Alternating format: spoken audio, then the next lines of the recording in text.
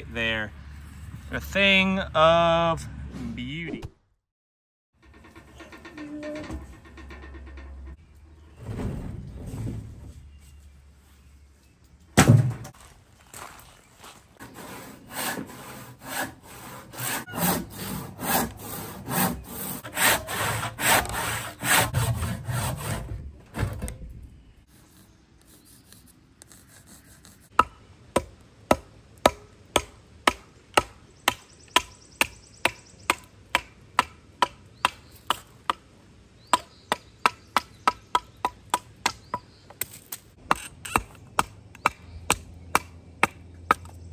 This is from a hickory tree that fell a couple years back, and I cut a big limb off of it and figured I could use it for some tool handles. It's good in season now. It's been up in the barn, hanging up in the barn for a couple years, so it's definitely good and dry.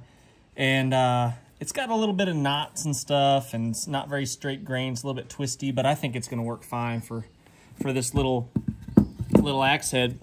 My buddy Daniel gave me this little axe head, and I believe what he said is it's a marbles company head, and it's a really cool little axe head, little hatchet, and I'm looking forward to getting a handle on it. So I figured we'd get one going. Today is Memorial Day, and this morning at 7 o'clock it was storming, like lightning storm, big storm.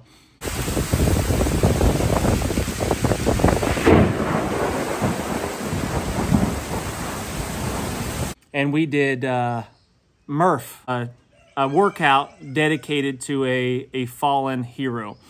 And it was pretty rough. If you're unfamiliar with what Murph is, it's just, you run a mile, and then you do 100 pull-ups, 200 push-ups, 300 bodyweight squats, and then another mile. And you do that wearing 20 pounds of body armor. I don't have any body armor, so I just wore a 20-pound pack.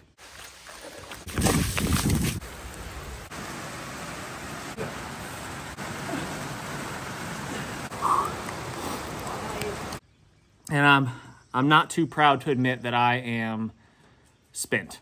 It was pretty tough. It was pretty tough, but the show must go on. So I'm gonna cut this thing down. I'm gonna get rid of this knot here. I think that's gonna give me some problems. And this handle is more than long enough. I'm gonna cut this thing down right here and work with it from there.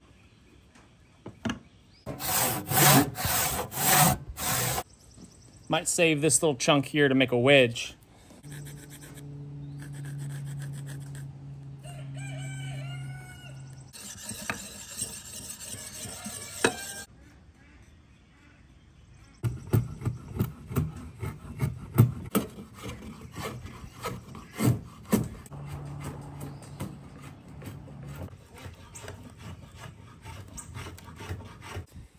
So this is a less than ideal piece of hickory here. It's got some imperfections, some knots, and a couple of bad spots in it, but I think for the small little axe head, little hatchet, it's gonna be fine.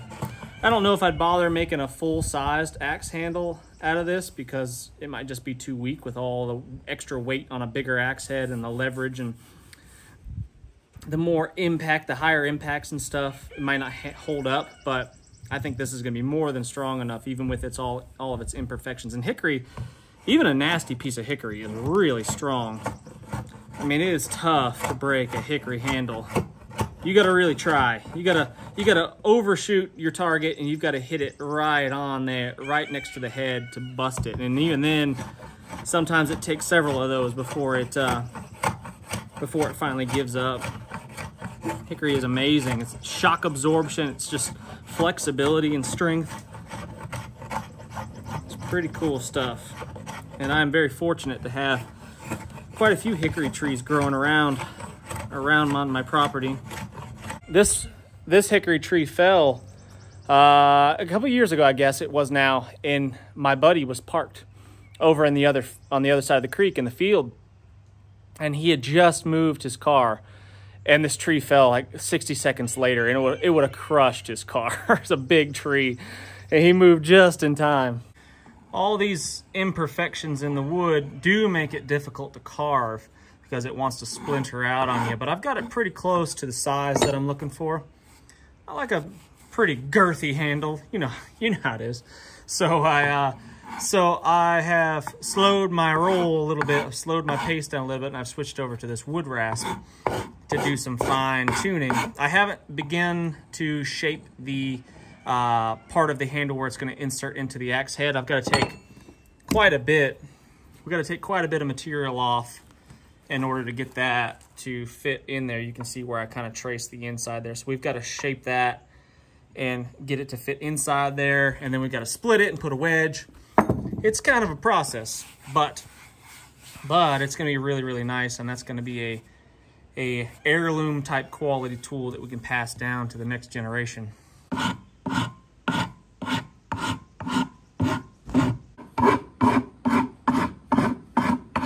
And then we'll probably just hit it with some sandpaper after we get it the shape that we want, and we'll smooth it out. If it was a really nice straight grain piece of wood, we would probably get away without even having to use sandpaper. You can finish a handle with a draw knife and make it really nice and smooth. And it looks kind of cool too. But for me, with my skill level in this imperfect carver right here and the imperfect piece of wood, this is going to be the way I'm going to do it.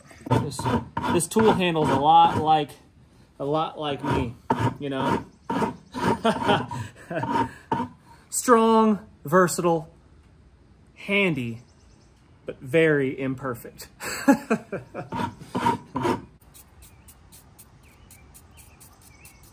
Now we're starting to shape the part of the handle that's going to insert into the head. Okay, we just got to go really slow now and take our time, because you can't put it back once you take it off. I gotta, unfortunately, drive to Atlanta today. A couple hours drive down there, but fortunately, we're picking up a car for my wife. We've been down to one vehicle for, geez, it's been a while, couple months, I guess, down to one vehicle, which, you know, first world problems, I guess, but you know, it's kind of inconvenient when she's got to go somewhere and I got to go somewhere. We both need vehicles, sort of thing. So we're gonna go pick up her a new used vehicle. But we've got to go to Atlanta to do so. This part of the handle has this really nice, straight, smooth grain right here. That's why I chose this for the end that I'm going to put the head on. And it's just so nice to carve when the wood is like that. If it's all gnarly and knotty and stuff on like it is on this end, it is not quite as enjoyable.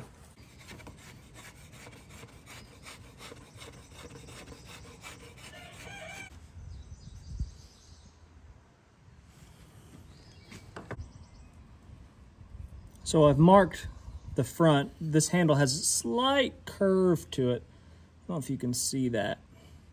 It's got just a slight curvature, and I want that to kind of go forward like that. And so I've marked the front, and hopefully you can see this. Let's see. And the orientation of the grain, I try to make as I try to make the orientation of the grain go this direction as much as possible, because that's going to make it stronger. That's the direction that the impact is going to be happening. And if you were to turn the grain on the side, it'd be a little bit more likely to splinter. So as much as possible, have the grains going in line with that kind of oblong oval shape right there.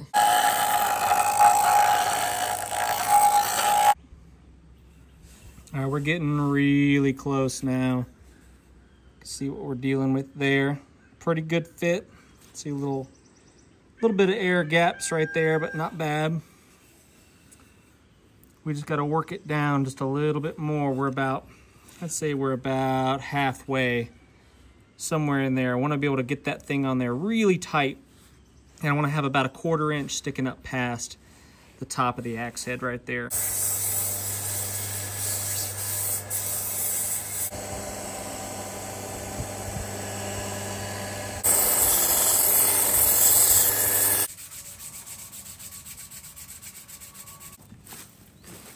All this stuff makes great kindling to get your fire started around the house. Just got back from Atlanta. Time to fill up with a little fuel. It would help. It would help if I would stick the other end of the hose in the oil.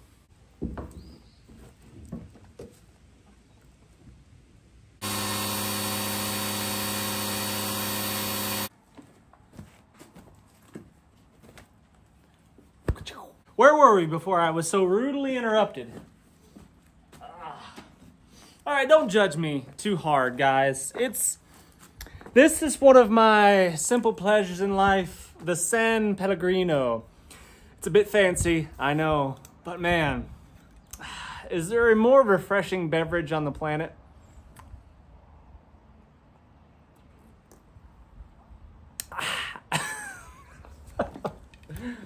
All right, let's get this thing going. So we're gonna cut our kerf. We're gonna cut our split, our notch in there so we can drive a wedge and really snug this thing up on our handle. But I'm gonna get it off of there. It's on there kind of snug already. It's a really good fit. I don't know if you can see that. Let's see. That's a super good fit. I am very pleased at how that turned out. I like the contour of the handle. Oftentimes on axes like this one, I really like this axe right here. This is a S.A. Wetterlings Scandinavian Swedish axe. Really nice. I like this axe a lot. But when they make the handle, they make this portion of the handle oftentimes kind of, it's just uncomfortable. It doesn't fit in your hand really well when you choke up on it to do finer chopping, carving type tasks. So I don't like that. So when I make my handles, I make them beefy right there. I make them chunky. I make them beefy. I like them like that, so I can get in there. I can choke up on it really comfortably, and all day long I can do little chopping, carving tasks, and that's exactly what a little axe like this is going to be for. So that's why I make them like that, with a little bit of girth to them. So what I need to determine is how deep to make that cut with our saw. And I'm going to use the axe head to kind of measure that. I want a little bit sticking up out of the axe, about that much right there. So let's say 1/4 inch or so. So the bottom is right there. The cheeks come down here. I'm not sure what these are. I call these cheeks. I'm not sure exactly what they're called, but you axe connoisseurs out there that are, the experts, let me know what those are actually called. But the cheeks come down and come down a little bit further, but I don't want my notch to be visible, to be seen, any space right here below that axe head. So I'm going to measure to the back of the pole here. I don't want my cut that I'm going to make to go any farther down than that right there.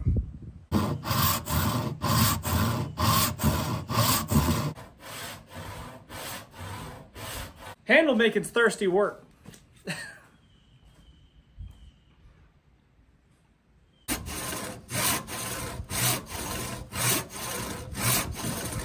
One of the most difficult parts of this process is making the wedge the proper size and getting it to seat properly, because what you don't want to happen, in my experience, is the wedge to bottom out. You don't want it to hit the bottom there before it does its full spreading.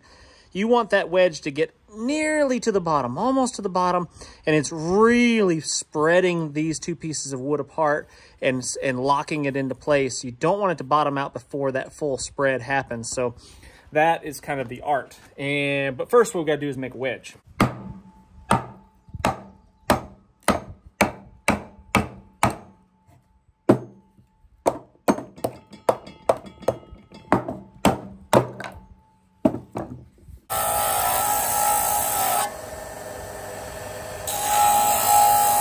I'm gonna find another piece. This hickory is twisty, super twisty. I've never mixed woods before. I've always used hickory wedges, but I don't know if there's necessarily gonna be a huge issue with mixing two types of wood.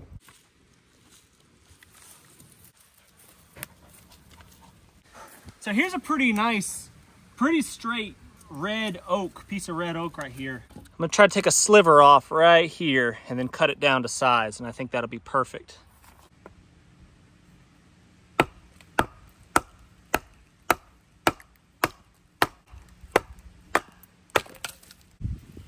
Yeah, I think that piece will probably work.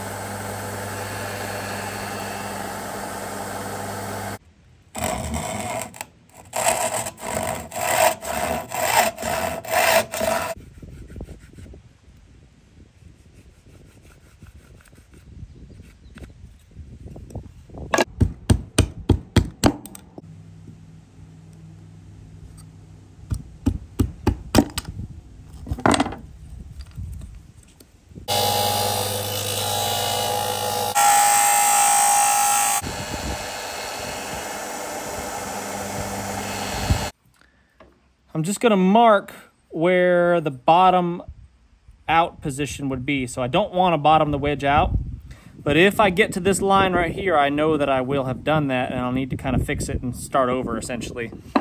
So that right there is my bottom out mark. Don't want to get to that point. Another little tip, something that I like to do, is I like to kind of chamfer round off the edges like you would a tent stake, like a wooden peg. I like to round that off a little bit because when I'm pounding on this thing, even if I'm using a piece of wood to pound on it, there's a chance that it'll splinter off. So if I round off, bevel those edges a little bit, it makes it less likely to do that.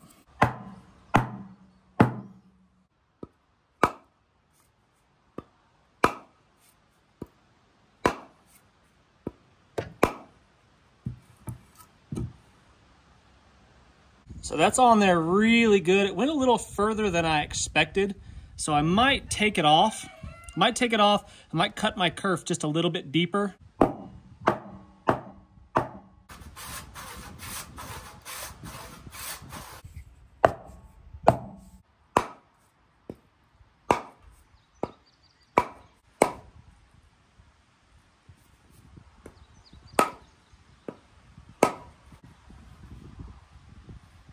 Looks good. Looks good. We're getting those little curls all the way around. So we made our new line. It's that second line right there, since we had to make that cut a little bit deeper. So we're just gonna very gently start tapping this guy into place.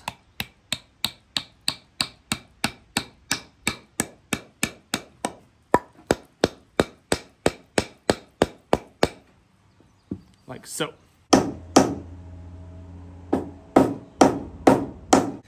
There you go. What you can see is how it spread that wood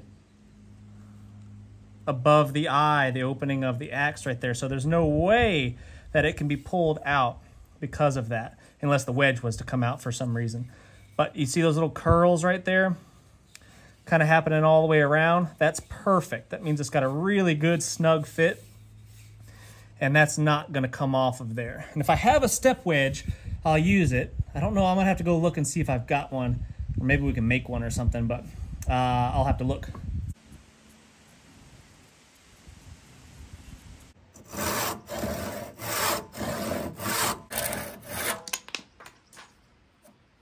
Nice. This is one of my favorite parts of the process right here. I really enjoy this part for some reason. After you cut the top of the handle off with the wedge implanted in there, it looks like that. And for some reason, I just think that that is beautiful. Especially since it's two different types of wood. It looks cool when it's the same kind of wood, but especially if it's two different types of wood. Maybe if this works and it works well, this might be kind of my new thing. It might be how I always do it. That little extra touch right there is really nice. So now I'm just going to clean up that edge right there around, and then we will oil up our handle, finish sanding it a little bit. We'll clean it up a little bit more, and then put the finishing touch on there. Actually, I'm gonna look for a step wedge. I'm gonna see if I've got one of those. Look what we have here. We've got some options. Definitely not this big mumbo jumbo. Probably this little guy right here. I don't know what axe that came out of. I don't remember. But what happens is our wooden wedge spreads the wood this direction, left and right. The step wedge, if put in this way, spreads the wood forward and backwards. And that will snug it up. You see there's a little bit of space. See that little bit of space right there where the wedge is? A little bit of space, not much. It's pretty tight all the way around. And honestly, I could probably make this work right here. There's plenty of axes out there that have lasted many, many years without a step wedge. And a big part of me doesn't want to use it. But I feel like, I don't know. What do you guys think? Step wedge it? Or wait and see. What I could do is I could just oil this thing up. I could soak it in some linseed oil and then, you know, and use the crap out of it. And if it should start to work a little bit loose or something like that, I could always put the step wedge in to snug it up. I kind of like the idea of not using the step wedge. Let's do that.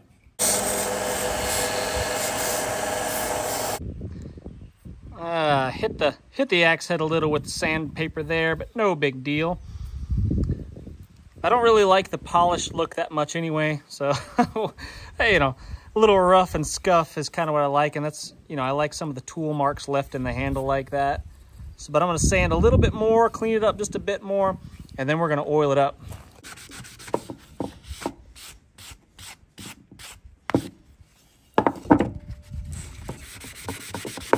I use boiled linseed oil for all the wooden handled stuff that I do. And I like to soak the axe head in oil if possible. I've used motor oil for this, and that works pretty good too. But I prefer linseed oil. And that's what we're going to use today. So I'm just going to soak this thing.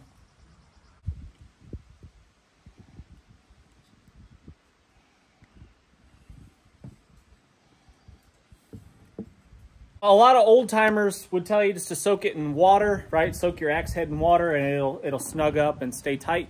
And while that is true, you can soak your axe heads or any of your tools, wooden handled tools, in water. It will swell up the wood and make it tight, but it doesn't last. Once that water evaporates out of the wood, and then it'll loosen up and it makes it worse actually. So at least that's in my experience. But oil doesn't go away, it doesn't evaporate. So if I soak my wooden handle, the portion of it that goes in through the axe head, if I soak that in oil, that oil is always going to be there, and it's going to swell up those pores of the wood. It's going to swell up those fibers of the wood, and it's never going to come loose, and that's going to make it super, super tight, and most likely eliminate the need for that step wedge. So I'm going to let that sit there for like 20-30 minutes. All right, time's up. It's been at least 20 minutes. That's got a good soak. Oh man, that looks nice. Holy cow. I don't know if you guys appreciate this as much as I do, but that looks pretty dang awesome.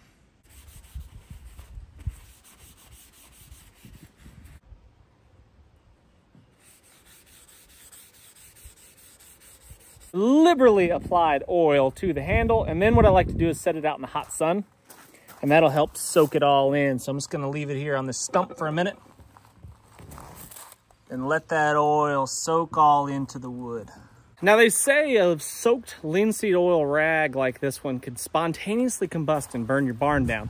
I don't know if that's true. Never seen that happen, but I don't really want to risk it, so I always throw it out here in the burn pit. I really like the way the sheath turned out on this ulu, right? I like the way that works.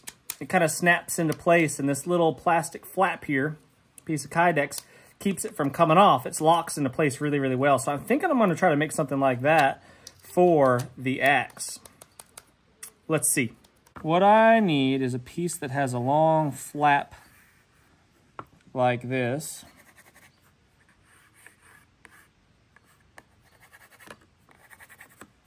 Something like that. And then just another piece kind of like that.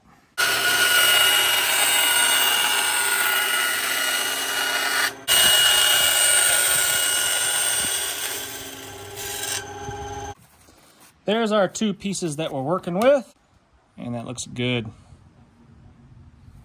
I think the only thing that could have turned out better is I could have made my wedge just a tiny bit wider and would have closed up that tiny little gap right there, but I'm being real picky. Well, I'm going to call that an oil hole. That's how I will apply new oil in the future. I meant to do that. That was all by design. What? You don't have a Daniel Defense toaster oven? Nothing but the best around here. Let's bake this baby 450 degrees. See if that does it. Getting there. Not quite. Let's do this way. Like that. Like so. Close her up. Like that. Clamparooski.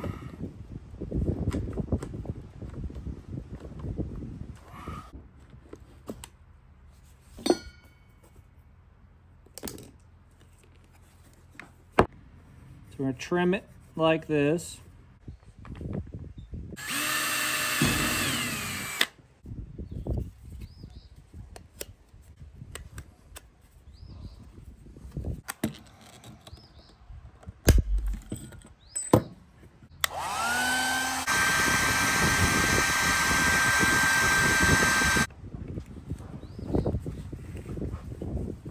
also want you to be able to see what I'm doing.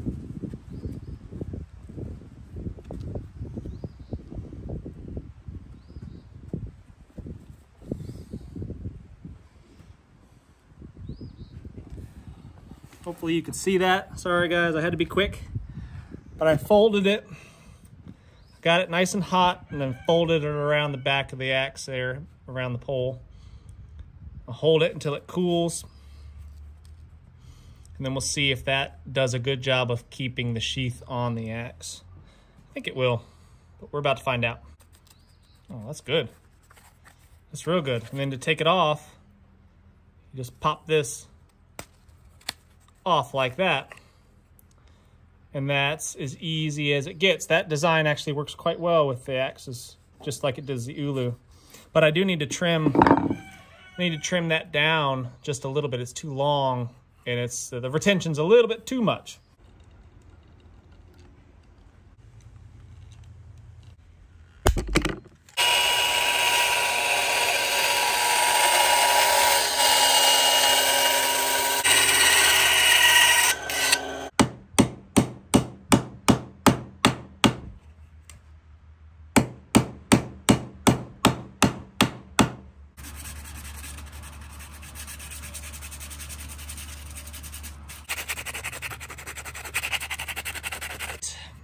I think that turned out pretty good. It's a little dirty, but I think that turned out pretty awesome. And I'm gonna go out on a limb there and say this is just about the perfect axe sheath. That's a good design, if I do say so myself. It goes on easy, it stays on really secure. I mean, that's not coming off of there. It's not gonna actually come off in your pack or something and end up cutting you or your gear. It comes off really, really easy with one hand. That's pretty good right there. Patent pending, of course. I require 10% off of any profits made off of this design. Anyway, that looks good. Now we just need to do the finishing touches on our blade. And for that, I use a diamond stone. This is a 1200 grit. The edge on here is pretty good as is, but I'm gonna touch it up just a little bit with a 1200 grit. Dunk it in my bucket of water. Dunk it in my bucket of water, give me a little slurry action there, and then I look down from the top, and I'm looking down the edge of the blade right there, and I am bringing my stone to the blade, and then I'm just gonna make small little circles like that. Small little circles, the full length of the blade, the full edge of the blade, watching the angle, and that is gonna give me a really nice razor's edge. Like I said, this axe does not need much.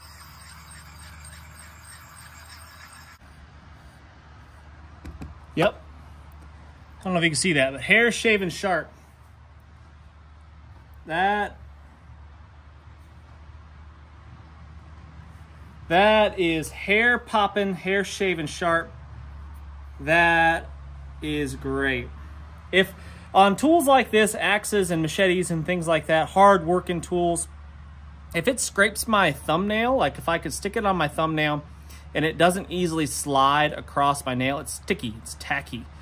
That is usually generally sharp enough for the use that I'm gonna need them for. That, my friends, is the finished product right there. A thing of beauty. That is super nice little axe, little hatchet with a really cool, inexpensive quality sheath right there that only took me maybe 20 minutes to make. So all in all, I'd say I've got about, 3 hours maybe. We're plowing the field over there across the creek. Sorry for the noise. But I'd say all in all, total start to finish, making the handle, the sheath, oiling, sharpening, all of that, I'd say I've got maybe 3 hours, 4 hours perhaps in the whole project. And I'd say that's time well spent for a quality heirloom type tool like that one right there. Daniel, you are a solid friend. Thank you very much. I am extremely grateful for this and I can't wait to put it to use. Love it. Really, really love it, guys. All right, thanks so much for watching. I really do appreciate it. Please hit the thumbs up, subscribe if you haven't done so already. Share the video with anybody. Does not matter. Share it with your mom, share it with your sister, share it with another account that you've created. It doesn't matter. The shares are really helpful and I'd be really grateful for them. I cannot wait to see you on the next one.